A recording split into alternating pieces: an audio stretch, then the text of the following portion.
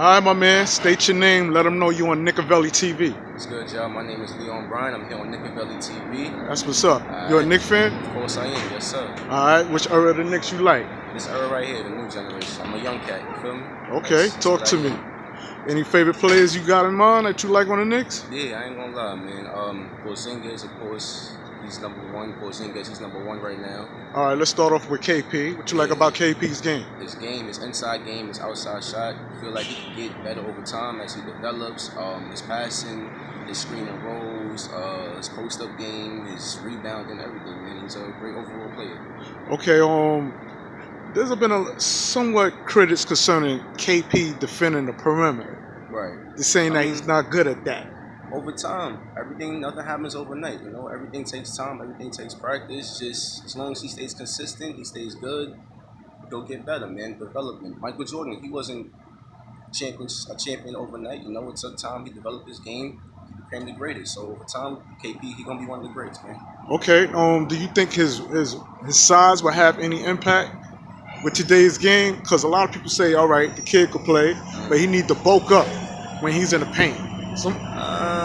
I mean, look at KD. You feel me? Look at KD. He's damn near like me, but he got a good post-up game because he knows how to move. You know, he knows he has the footwork, the fundamentals. So size don't really matter. As long as you got that tough heart, you're strong, your size don't matter. You can do anything. I like that. So you saying heart over size? Yeah. Okay, that's different. Now, are you familiar with the newest addition concerning the Knicks? Kevin Knox, Mitchell Robinson. Yeah. Talk to me about. I really want to see what they could do. I really want to see what they can bring to the Knicks this year. Hopefully, I mean, championship. That's a little bit of a stretch, but second seed in the playoffs, second round in the playoffs. I'm sorry. Let's make some noise. We could do that. We could definitely do that. So, what place do you see the Knicks as far? So, you see the Knicks going to the playoffs? Yeah, I definitely do. Second seed, like second round. What do you see yourself? I say second round. Be realistic, probably like fifth seed. Probably like fourth, fifth seed. Okay. Trey Burke. Just think about my kid. Trey Burke. Like Trey Burke? He's okay. He's not that bad, but we gotta see what happens. All right. So you got the Knicks going to the playoffs, second round. Yeah. Okay, that sounds good. And do you think the Knicks can make the playoffs without Kris Porzingis? Because you know he's out, he's injured. That is true. And they said the earliest that he could come back is in December, sometime after Christmas. And that's a maybe. We got to see how they gel. First of all. So, you know, it's too early to say if they can make it without him. But once they get that early chemistry going, they get that click, everything going early, smooth, solid, I feel they can do good without him. Up until a certain point, you know? So to a certain point. Yeah. Well, they say if the Knicks make the playoffs, then they'll bring him in. Right. Like, it wouldn't make sense them coming after an injury to come and just play right away, especially in 2019 is the big year. Yeah, it is. Where we could get, you know, some big prospect players, you know? Possibly Kyrie Irving. Possibly Kevin Durant. Possibly Jimmy Butler. What you think about that?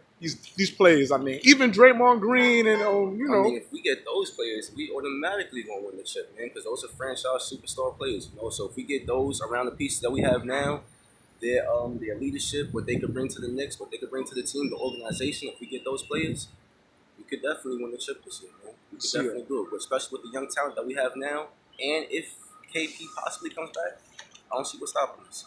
I like that attitude, man. You gotta find, man. I'm finding somebody who, because we in New York, but you'd be surprised, man, how many teams, how many people ain't rooting for our Knicks. It's a lot of disappointment. It's the Big Apple, man. You gotta root for the home, man. You gotta root for your home team, of course.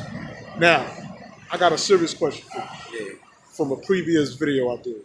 I asked somebody about KD. He said that Kevin Durant is not ready for New York, meaning that, you know, Kevin Durant, he's not keen to criticism. As far as how the city is, how critique, because we don't care about yesterday. I don't see it. I agree with that because, like, we New Yorkers, you feel me? We speak our mind. We don't hold our tongue. We don't bite back. We don't do nothing for nobody. From where he came from, Oklahoma, that's a small city, a small town, small organization, to big big lights, big city, tall buildings, and everything. That's a whole different atmosphere, whole different environment. Not a lot of people can handle the New York vibe, the New York atmosphere. So So I you agree with don't that. think Kevin Durant's ready for that kind of life? He's not ready for this kind of life, man. I mean, I don't want to take nothing away from his game. This game, yeah, His of game course. is different, but as far as adjusting to how we are here in the city, I don't think he's ready for that, man. I don't know.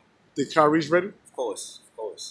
Kyrie, yeah, he's a different type of player. He has a different mindset, he's different. Kyrie's different. He's humble. KD's humble, quiet too. But the way how Kyrie moves with the ball, how he acts, he's different. He's a different type of player. Do you don't think? let nothing get to him. All right. Do you think Trey Burke and Kyrie Irving got a similar game? I can see it in a way. I can see the Oh, similarities. shall I say this realistically? Do you think Trey Burke got potential to be a Kyrie?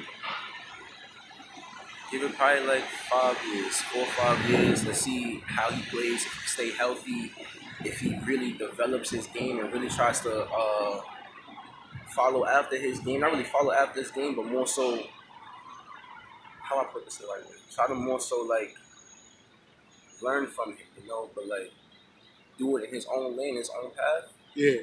He could probably have the same qualities as Kyrie, but I don't think he could be Kyrie. You know what I'm saying? Oh, of course not. Yeah, because it's natural. His game is natural. It's like a Kobe. It's natural. Like it happens. It's just gifted. It's just talented. Okay, and now Carmelo Anthony, he's no longer with us. Yeah. Do you miss him playing for the New York Knicks, or are you glad he's gone? It's a bit of both. Because the year we had Stoudemire, we had him, we had all those good players. We could have probably went further into the playoffs, and now as it went along, he started declining slowly, And then if him and KP was actually able to really work together and make some noise, they could have probably did something. I don't want to say it's a chip wise, but they could have, he probably would have been able to stay. He probably would have stayed. And now we have all these young pieces coming in with his veteran mindset, everything that he has, that could probably be better for us. It's a love-hate relationship with Melo. Okay, man. With that being said, man, I want to thank you for tuning in to Nickavelli TV. Of course. I'm glad to have you aboard, man. Anytime. All right, and with that being said, peace, bro. All right.